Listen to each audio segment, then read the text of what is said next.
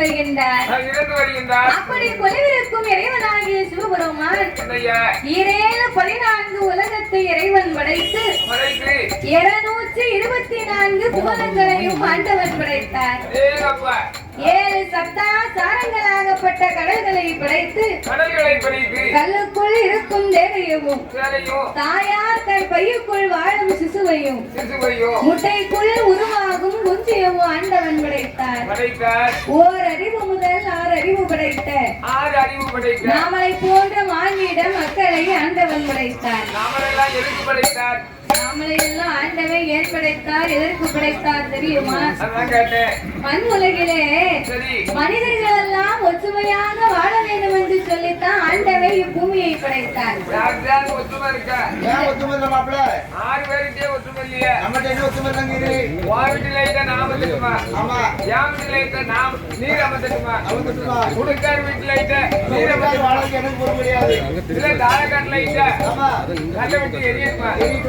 உடைக்கட்டுமா பாருங்க பொறுப்பு கிடையாது. அப்படி இருக்கு. நம்ம 6 பேர்களுக்கே ஒற்றுமை இல்லையே. ஒற்றுமை இல்லையே. நாட்டில் உள்ள மக்கள் எப்படி ஒற்றுமையா இருக்க முடியும்? ஒரு குடும்பத்திலே ஒற்றுமை இல்லையே. ஆனால் ஆண்டவன் ஒற்றுமையா இருக்கணும்னு சொல்லித்தான் இந்த உலகத்தை படைத்தார். அந்த சிவனுடைய வடிவத்துல இதோ நின்று கொண்டிருக்கிறார்களே, நாமளை பெற்றெடுத்த தந்தையை படைத்தார். அவெல்லாம் பாதுகாப்பு நிக்காமோ சாலை வரும் பத்தியா?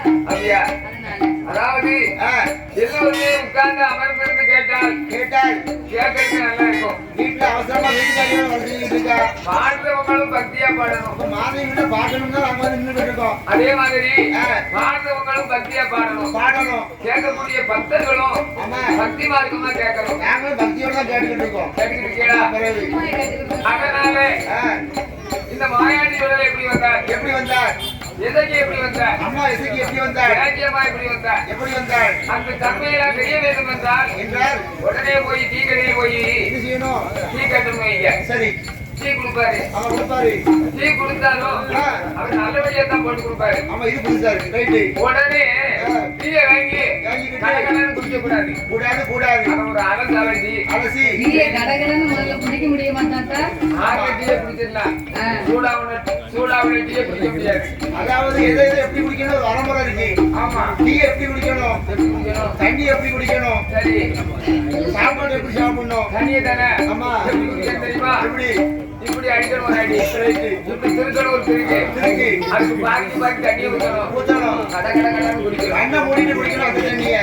ஆமா, சரி. டீயை கையில வாங்கினோம்னா சரி, அப்படியே லைட்டா சுவைச்சு கொஞ்சம் கொஞ்சமா இறக்கணும். ஆமாய்யா, அப்பதான் டீ மவுசு. ஆமா, டீ நல்லா சூப்பரா போட்டுருக்காரு. என்னதான் சொல்ல வர? அது கிடையாது. இந்த சாமிகள் எப்படி வந்தது அப்படி என்று இருந்து கேட்டு கதை என்ன பார்க்கணும்னு சொன்னா தான் உங்களுக்கு தெரியும். புரியும், தெரியும். அதுக்கு தான் சும்மா விவரம் இல்லாம சொல்றேன். இதோ நின்று கொண்டிருக்கிறார்களே, நாமளை பெற்றெடுத்த தந்தையை சிவன் வடிவத்திலேயும் அம்மா சிவசக்தி இருக்காரு இந்த இசைக்கு அம்மா பேசி அம்மா அந்த அம்மாவுடைய வடிவத்திலே இதோ அமர்ந்து கொண்டிருக்கிறார்களே, நாமளை பெற்றெடுத்த தாயை படைத்தார். சிவன் வடிவத்திலே ஆண்களையும் சிவசக்தியின் வடிவத்திலே பெண்களையும் படைத்து ஆணென்றும் பெண் என்றும் ஆண்டவன் அகில உலகத்தையும் உண்டு பண்ணினார். அதிலே ஆண்டவன் நாமளுக்கு மட்டும்தான் 6 அறிவை கொடுத்தாராம். 6 அறிவை கொடுத்தார். 9 தத்துவத்தை படைத்தார். மனிதர்களுக்கெல்லாம் 3 ஆசைகளை கொடுத்தார். நமக்கு 6 அறிவு கொடுத்திருக்காரு. எந்த அறிவியாக பயன்படுத்துதமா? கிடையாது. 5 அறிவை தான் பயன்படுத்துதோம். 5 அறிவு தான் ஓடிட்டு இருக்கு. 6வது அறிவு பகுத்தறிவு. அந்த பகுத்தறிவு நம்மளுடைய யாருமே கிடையாது. பகுத்தறிவை பயன்படுத்தினாக்கா அக்காட்ட எப்படி பேசணும், தங்கச்சிட்ட எப்படி பேசணும், அறிவிட்ட எப்படி பேசணும், குழந்தையிட்ட எப்படி பேசணும், சித்திட்ட எப்படி பேசணும், சித்தப்பாட்ட எப்படி பேசணும், பெரிய அம்மாட்ட எப்படி பேசணும், அப்படின்னு விவரம் தெரியும். 6 அறிவை யாருமே பயன்படுத்தல கிடையாது. அப்போ 6 அறிவை கொடுத்து 3 ஆசைகளையும் படைத்த பகவான் நாமளுக்கெல்லாம் எண்சான் உடம்பை கொடுத்தார், ஒரு சான் வயிற்றை கொடுத்தார். எண்சான் உடம்புன்னா நெட்டையராயிருந்தாலும் கட்டையராயிருந்தாலும் அவங்கவங்க கையால அவங்கவங்க உடம்பு அளந்து பார்த்தா 8 சான் தான் இருக்கும். எனக்கு வயசாகி போச்சு. எனக்கு 24 வயசு ஆகும்போது குறுகண்ட உடம்பு குறுகத்தானே செய்யும். வயசு 70 ஆகுது. இதுக்கு மேல எங்க போய் பார்க்க வயசு?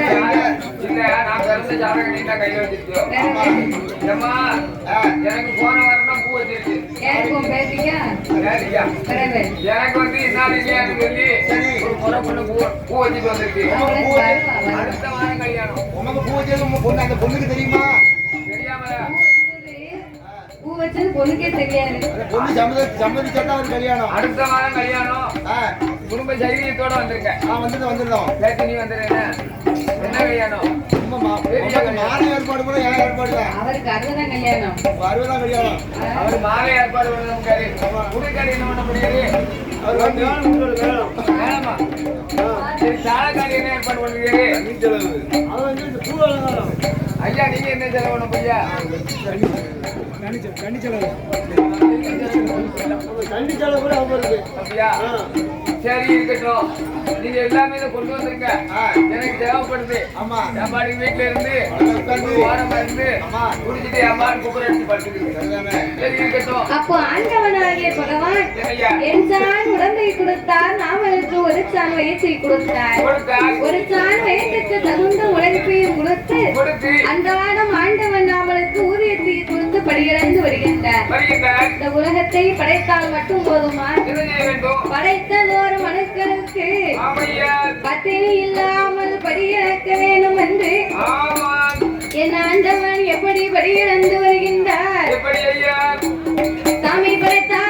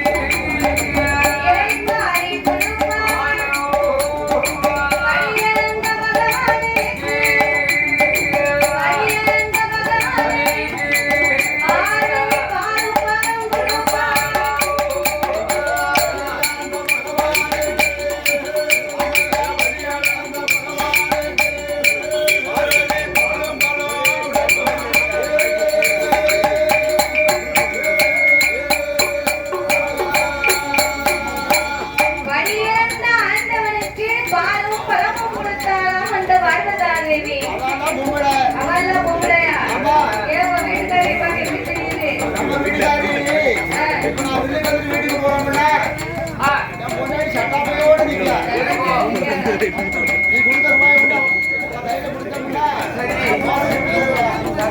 அம்மா கொடுத்தா ஜடா பூஜை கொடுப்பா. பூஜை கொடுப்பா. ஆமா சரி. ஆனா பார்வதி அப்படியா இருந்தா இல்ல வாழ பூஜை முடித்து அதாவது அந்த காலம் ஆனா பிறந்தவரு ஆமா அதிகாலையிலே எழுந்தரித்து எழுந்தரித்து காடுகரைக்கு வேலைக்கு போவார். போவாரு அப்போ காடுகரைக்கு வேலைக்கு போகும்போது போகும்போது அம்மா என்ன செய்வார்?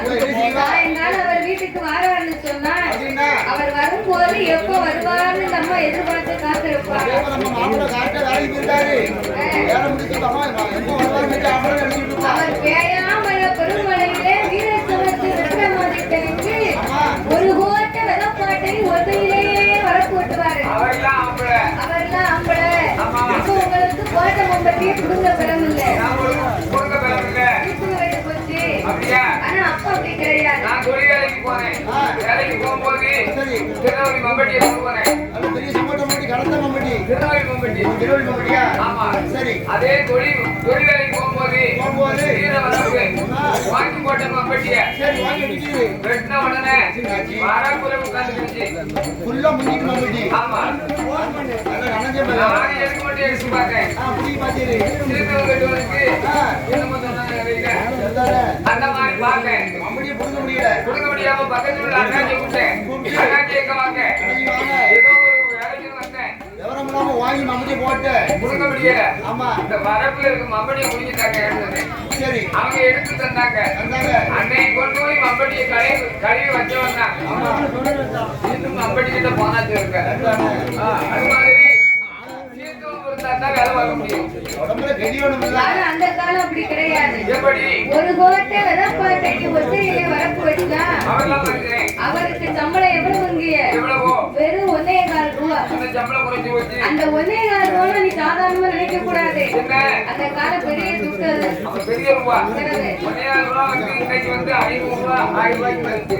அப்போ 1.25 ரூபா சம்பளத்தை வாங்கிட்டு வந்து சரி. வீட்டுக்காரி கையில கொடுத்தா ஆமாங்க. அந்த அம்மா என்னைவா என்னைவா? புதுச வரக்குள்ள ஒரு சோறுகறியை பொங்கி சரா ஒரு முட்டைகிட்ட அடிச்சு அவிச்சு ஒரு வெண்ணெய் கிட்டிய போட்டு சரா அந்த அம்மா வரும்போது சிரித்த முகம் சீதேவியா எதிர்பார்ப்பாராம்.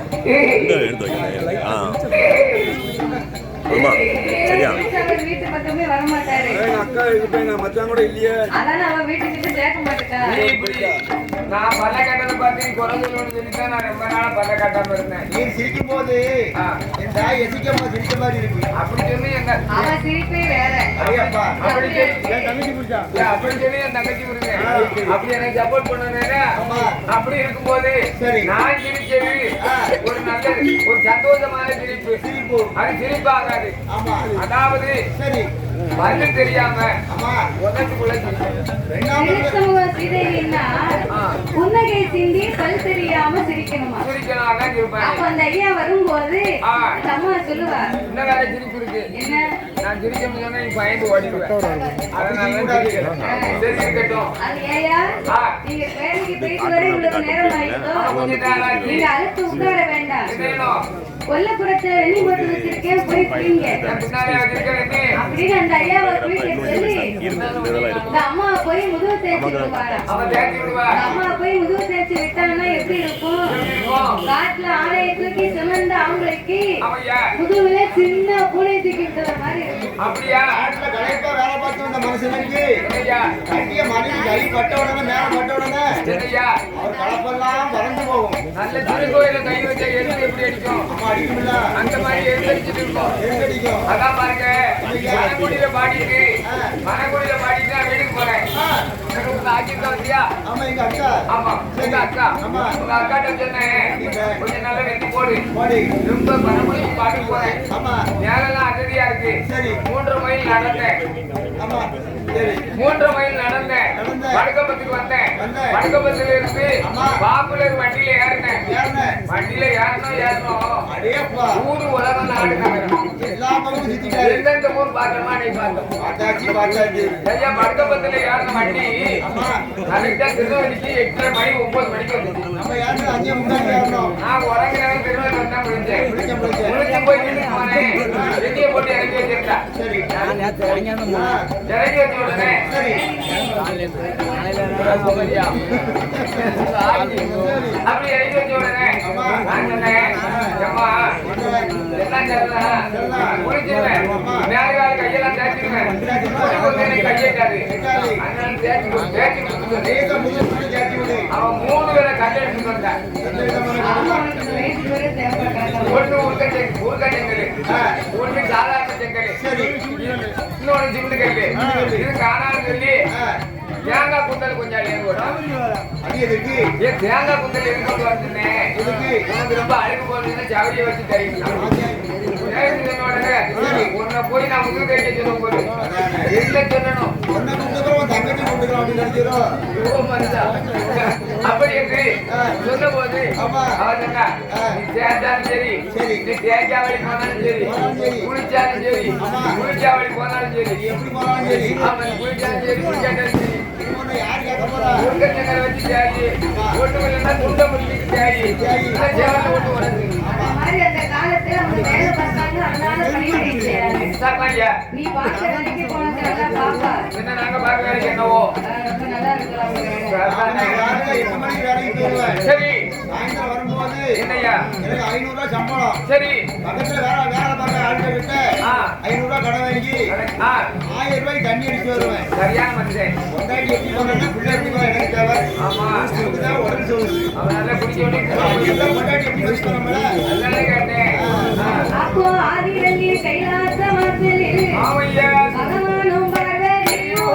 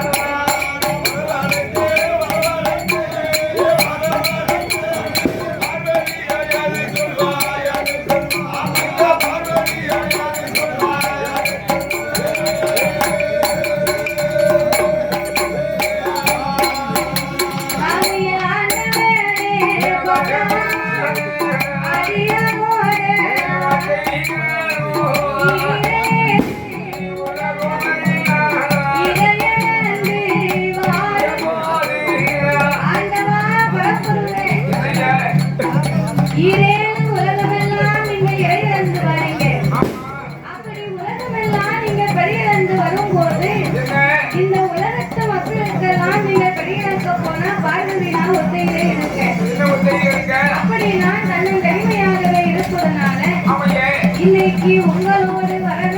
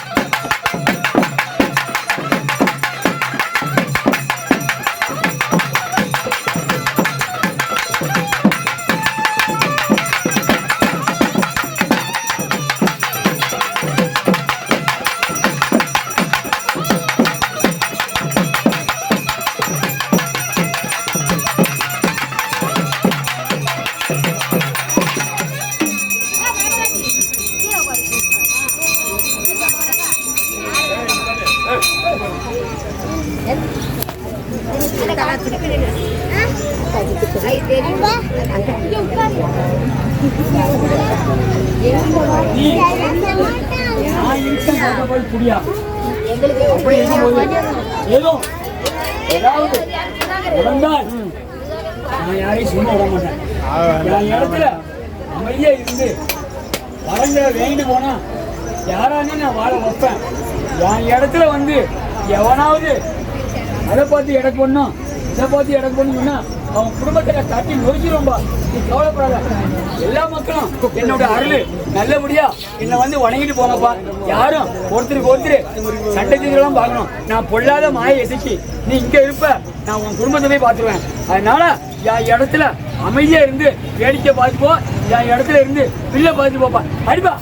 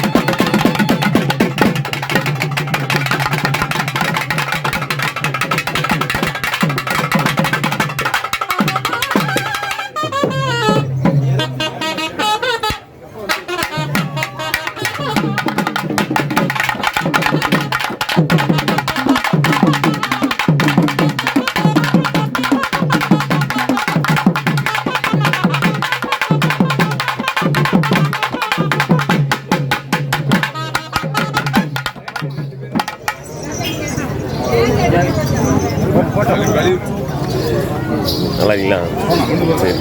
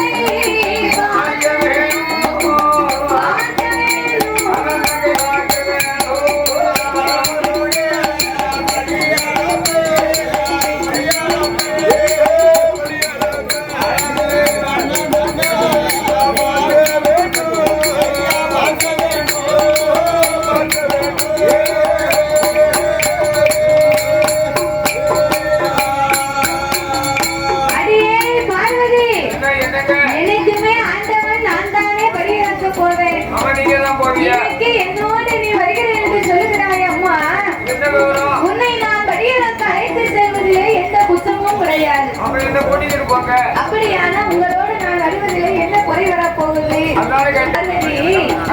உலகத்தை நான் ஒரு விதமாக படைத்துள்ளேன். உலகத்தில் உள்ள மக்களை எல்லாம் நான் பலவிதமாகவே படைத்துள்ளேன். ஒருவரை கூடாக படைத்திருப்பேன், இன்னும் ஒருவரை கூடாக படைத்திருப்பேன். பாருங்க, ஆடியோவே வரல. செவிடு, பேடு, நுண்டி, மூக்கடை. குழந்தை உள்ளவர்கள், குழந்தை இல்லாதவர்கள். இந்த உலகத்திலே பெரிய ஒரு வசதியை கொடுத்திருப்பேன். ஆனால் அங்குதான் ஒரு குழந்தை செல்வம். இன்னும் ஒருவருக்கு குளிக்க உப்பில்லா கூழ் இருக்காது பாரதி. அவர்களுக்கு ஒரு கோட்டை பொட்டுக்குள்ள கொடுத்திருப்பேன். ஒரு கோட்டன்னா 21. அந்த காலம் கா போட்டேன், அக போட்டேன், முக்கா போட்டேன், அக்கா முழுக்க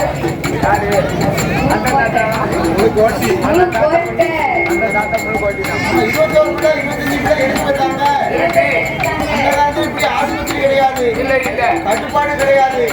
வைத்தியாரமே காலம் சரிதானே ஆண்டம் கொடுக்காமட்டு சரிதான் 25 பிள்ளை 24 பிள்ளை பெற்றெடுத்துட்டாங்க. ஒரு ரெண்டாவது பெற்றுட்டு இருக்காங்க பெற்றெடுத்துட்டாங்க. சரி ஆனா இப்ப அப்படியா? எப்படி இப்ப ஏகப்பட்ட கட்டுப்பாடு வந்தாச்சு. அவன் கட்டுப்பாடு வந்துருச்சு ஆமா. அந்த காலம் 21 பெண் குழந்தை வரைக்கும் ஏன் பெற்று எடுத்தாங்க தெரியுமா? இருக்கும் இது ஆம்பளை பிள்ளையா இருக்காதா, இருக்காதா இதற்கு அடுத்த ஆம்பளை பிள்ளை இருக்காதா இருக்காதா? அப்படின்னு எதிர்பார்த்து தான் 21 பொட்ட பிள்ளை பெற்று எடுத்தாங்க. அவன் அடைக்க பொங்கல் பிள்ளையா பிறந்துச்சு பிறகு சரி அப்போ என்னய்யா? நான் உலகத்துல இப்படி எல்லாம் வளர்த்திருப்பேன் பார்வதி. ஆமா நீ பெண்ணா பிறந்தவா, ஆமா ஏழை மனம் கொண்டவா, குண்டபடி சக்தியின் மனதோ இறக்க குணம் உடையது. அவன் இறக்க குணமுடையது அதனால நான் சொல்வதை கேளு. பெண்ணுடைய மனதானது என்னோடு வந்தா இடைஞ்சல் வந்து சேரும், சேருமாம்மா பகவானோடு வந்தா பழிமோசம் வந்து சேரும், ஆமா கடவுளோடு வந்தா உனக்கு கவலை வந்து சேரும் பார்வதி. நீ கையிலே அமர்ந்து கடவுள் சென்று வருகிறேன் என்று அங்கே ஆண்டவன் சொன்னவோ ஆதிசக்தி பார்வதியாய் ஆண்டவ பகவான் நீயாகியானோட வார்த்தைக்கு பார்வதி, நீ என்ன சொன்னாலும் உன்னை என்னோடு அழைத்து போக முடியாது. நீ கையிலே அமர்ந்து ஆண்டவன் நான் சென்று வருகிறேன் என்று பகவான் சொல்லிவிட்டு படியிறக்க புறப்பட்டு சொல்லி அவன் நம் பார்வதி நினைக்க இந்த ஆண்டவனோடு நம்ம படி வைக்க வாரோம்னு சொன்னோம். இந்த ஆண்டவே வேண்டாம்னு சொல்லிட்டு போறாரு. அப்ப இவர் படியிறப்புல ஏதோ ஒரு குறை இருப்பதனாலதானே நம்ம வேண்டாம்ங்காரு. மடியில கணம் இல்லைன்னா வழியில பயம் வேண்டாம். இவர் படியிறப்பு இன்றைக்கு இதோடு நாம விடக்கூடாது. இவர் படியிறந்துட்டு வாராரா? இல்ல ஒரு வீட்டுல படியை எண்ணி கொண்டு வர இல்ல படி இழந்துட்டேன்னு நம்மகிட்ட வந்து அழந்துகிட்டு இருக்காரா? சின்ன வீடு செல்ல போயிருக்காரா இந்த மாதிரி இருப்பாரா பகவான்? அதான் பாருங்க அழகூர் பெண்ணாக்கி இருந்தாங்க சரி. குரங்கு போல ஒரு சேக்காளி இருக்கும் யார் சொன்னா அப்படி? யாருக்கு வேணும்? அதாவது ஆண்களா படைக்கப்பட்ட ஆண்களுக்கு என்னத்தை இருந்தாலும் லட்சுமிக ராஜ்யம் மொழிந்து பெண்ணாக இருப்பா லட்சுமிக ராஜ்யம் மொழிந்து இருந்தாலும் அது மட்டும் கொண்டாட்டி இருந்தாலும் அப்படியா ஒரே மாதிரி ஒரு பொண்டாட்டி இருந்தாலும் குரங்கு மாதிரி ஒரு ஒப்பாட்டி வச்சுக்கிடுவாங்க. அதான் சொல்லியிருக்காங்க. எப்படி தெரியுமா? எப்படி? 40 லட்சம் ரூபா எடுத்து ஒரு கார் வாங்கினாலும் அந்த காருக்கு ஒரு செவினி வேணுமா? அதாவது புதுசா கார் கொடுக்கும் போது ஒரு டயர் எக்ஸ்ட்ரா கொடுப்பாங்க. எதுக்காக அப்படி கொடுத்தாங்க? அதுக்கு செவினி டயர்னு பேரு. எதுக்கு தெரியுமா? எதற்கு? அப்படியே கார் உருண்டு போய் கொண்டிருக்கும் போது நானே காட்டுக்குள்ள பஞ்சர் ஆயிடுச்சுன்னு சொன்னா சரி செவினியை தூக்கி மாட்டினா தான் அந்த வண்டி போக வேண்டாது. அதுதான் அதே மாதிரி காருக்கே செவினி இருக்கும் போது ஆனா பிறந்த ஆம்பளைக்கு ஒரு செவினி இருந்தாங்க. அது இருந்தா தப்பே கிடையாது. இல்ல அதனால ஆமா அதான் இது இருக்கு உனக்கு வேண்டியதாக்கா. அப்படியா? ராமபுரம் நிறைய சைஸ் கப்பலாம். ஆனா ஏழ மாட்டாதவனுக்கு கட்டில உனக்கு எடுத்து போய் வச்சிருப்பானியா? ஆமா பத்திரிகை பாய் மாவட்டம் பண்ணானா? அதாவது ஆம்பளைய சவதியை கண்டா குதிப்பானா, தண்ணியை கண்டா கழுவானா? அவன் விவரம் கேட்டவன். அந்த காலை வெட்டிட்டா அதாவது சவதியை மிதிச்சா காலை கழுவத்தானே செய்யணும். அதான் அந்த காலை வெட்டிட்டா மிதிக்காதுல்ல. சவதியை தெரிஞ்சு அதை மிதிக்க கூடாதுல்ல. அவன் மிதிக்க கூடாது. மிதிச்சுட்டு தண்ணியில கண்டா கழுவும்னா என்ன அர்த்தம்? இந்த மாதிரி கூறு கேட்டவங்க சரி நான் உனக்கு சொல்லுதேன் கேளு. நீ சொன்ன பாத்தியா 40 லட்சம் ரூபாய் வாங்குற காருக்கு கொடுத்தாங்க. அந்த மாதிரி ஒரு ஆம்பளை நான் ஒரு ஸ்டெப்னி வச்சுக்கிட்டா என்னன்னு நீ கேட்கறது தப்பே கிடையாது. அவன் உண்மைதான் எந்த தவறுமே நான் சொல்ல மாட்டேன். சரி நீ நினைச்சத மாதிரி நான் இருக்கமே நாங்க பொம்பளைய உன் வீட்டுக்காரி உடத்துக்காரி வீட்டுக்காரி நாங்க இந்த பொம்பளைய பூரா பேர் நினைச்சோம்னா இந்த உலகம் தாக்குமாயா? குடும்பம் அப்பா நீ போயிரும். உன் கதையை பாரு, நாங்க இப்ப கதையை பார்க்கணும். அதான் பாருங்க பெண்கள் மனது பூ போல உள்ளது. பூ போன்றது. ஆமா அந்த பெண்ணானவளை ஆமா நம்ம எவ்வளவு கட்டிச்சட்டுமா வைத்திருக்கோமோ ஆமா அவங்க அதுக்கு அப்புறம் தான் ஆமா நமக்கு பணிவாக நடப்பாங்க. அப்போ உனக்கு வந்த ரத்தம் எங்களுக்குள்ள தக்காளி சட்னியா? ஆமா அது மாதிரி பெண்கள் வந்து இறக்கப்பட்ட குணங்கள். பெண்ணுடைய மனமானது பெண் வந்து நெய் குடம் போல நெய் குடத்தை கொண்டு போய்